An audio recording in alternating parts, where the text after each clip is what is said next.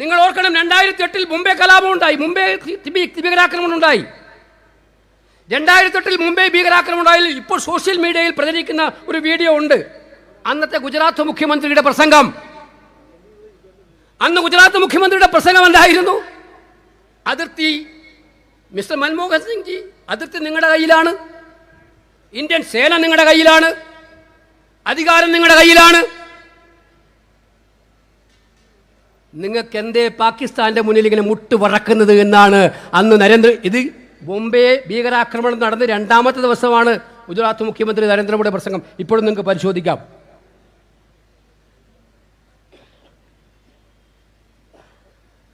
അന്ന് കോൺഗ്രസിനെ പ്രതിക്കൂട്ടിൽ അവർ നിർത്തി. ആഭ്യന്തരമന്ത്രിക്ക് രാജിവെക്കേണ്ടി വന്നു. ഇവിടെ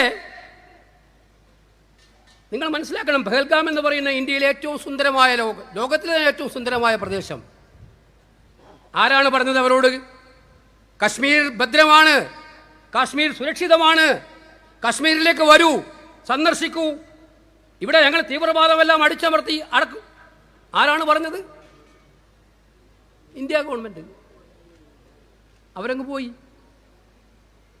ഇത്രയും ആളുകൾ പോകുമ്പോൾ അവർക്ക് സുരക്ഷ ഉണ്ടാവും. ഈ കാര്യങ്ങളൊന്നും ഞങ്ങളിപ്പോൾ കൃത്യമായി ചോദിച്ചിട്ടില്ല. ഞങ്ങൾ ചോദിക്കാതിരിക്കുന്നു. ഇപ്പോൾ 15 ദിവസം കഴിയുന്നു. ചോദ്യങ്ങളുണ്ട്, പക്ഷെ ചോദ്യം ചോദിക്കാനല്ല കോൺഗ്രസ് നിന്നത്.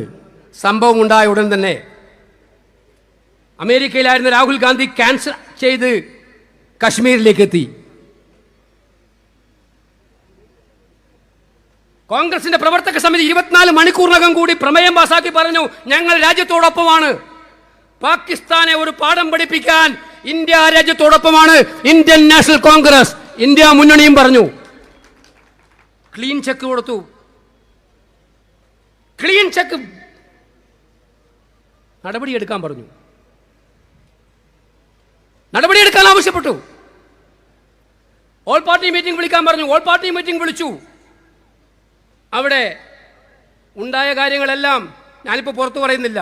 നമ്മളെല്ലാം ഞെട്ടിപ്പിക്കുന്ന കാര്യങ്ങളാണ് അവിടെ ഉദ്യോഗസ്ഥന്മാർ തന്നെ പറഞ്ഞത്. പക്ഷെ ഞങ്ങളതൊന്നും പറഞ്ഞില്ല. അവിടെയും നിലപാടെടുത്തു. കോൺഗ്രസ് പ്രസിഡന്റും എടുത്തു, പ്രതിപക്ഷ നേതാവും എടുത്തു. ഞങ്ങൾ നിങ്ങളുടെ ഒപ്പമാണ്. പാകിസ്ഥാനെ ഇനി ഇങ്ങനെ വിടാൻ പറ്റില്ല, നടപടി വേണം. നിരപരാധികളായിട്ടുള്ള ഇന്ത്യക്കാരുടെ ചോരയ്ക്ക് പ്രതികാരമുണ്ടാകണം. ഇപ്പോൾ 15 ദിവസം കഴിഞ്ഞിട്ടും നിങ്ങളുടെ മൈക്കിലൂടെയുള്ള ഭീഷണിയും പൊതുയോഗത്തിലുള്ള ഭീഷണിയും അല്ലാതെ എന്തേ കാര്യങ്ങൾ നടക്കാത്തത്? അതുകൊണ്ട് ഇന്ത്യ രാജ്യം is waiting for an action from you prime minister mister Modi. നിങ്ങളുടെ വാക്കുകൊണ്ടുള്ള വെല്ലുവിളിയല്ല, പ്രവൃത്തി കൊണ്ടുള്ള നടപടിയാണ് ഈ രാജ്യം ആഗ്രഹിക്കുന്നത്. കോൺഗ്രസും ഇന്ത്യ മുന്നണിയും നിങ്ങളോടൊപ്പമാണ് പാകിസ്ഥാനെ പാഠം പഠിപ്പിക്കാൻ. നിങ്ങൾക്ക് 54 ഇഞ്ച് നെഞ്ചൊക്കെ ഉണ്ടല്ലോ, 54 ഇഞ്ച്. അപ്പോൾ അതൊന്ന് കാണിക്കുക, ഞങ്ങൾ നിങ്ങളുടെ കൂടെ ഉണ്ട്. ഇതാണ് ദേശസുരക്ഷയെക്കുറിച്ച് ഞങ്ങൾക്ക് പറയാനുള്ളത്. കോൺഗ്രസിന് അതിലൊരു മടിയുമില്ല. മോഡി ഭരിക്കുന്നതുകൊണ്ട് കുത്തിരിപ്പ് ഉണ്ടാക്കാനൊന്നും ഞങ്ങളില്ല.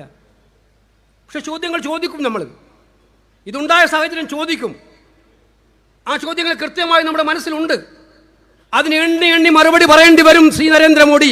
പക്ഷേ ഇപ്പോൾ രാജ്യം ഒറ്റക്കെട്ടായി നിൽക്കണം. അതുകൊണ്ട് രാജ്യത്തിൻ്റെ കൂടെ നിൽക്കും. ഇപ്പോൾ ഇവിടെ പുതിയ സാഹചര്യം, കാസ്റ്റ് സെൻസസ് പ്രഖ്യാപിച്ചു.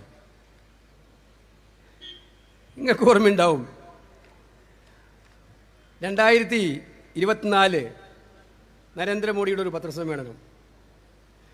ഈ കാസ്റ്റ് സെൻസസ് എന്ന് പറഞ്ഞ് ആവശ്യപ്പെടുന്നതെല്ലാം അർബൻ നെക്സൽസ് ആണെന്നാണ് ഇന്ത്യയുടെ പ്രധാനമന്ത്രി പറഞ്ഞത്. അർബൻ നെക്സൽസ്, അദ്ദേഹം ഉപയോഗിച്ച വാചകമാണ് അർബൻ നെക്സൽസ്. ഇന്ത്യയിൽ 4 ജാതിയേ ഉള്ളൂ. ഒന്ന് സ്ത്രീ, മറ്റൊന്ന് യൂത്ത്, മറ്റൊന്ന് ഫാർമർ, മറ്റൊന്ന് പൂവർ. ഈ 4 ജാതിയേ ഇന്ത്യയിലുള്ളൂ. ഇത് പറഞ്ഞതും നരേന്ദ്രമോദി തന്നെയാണ്.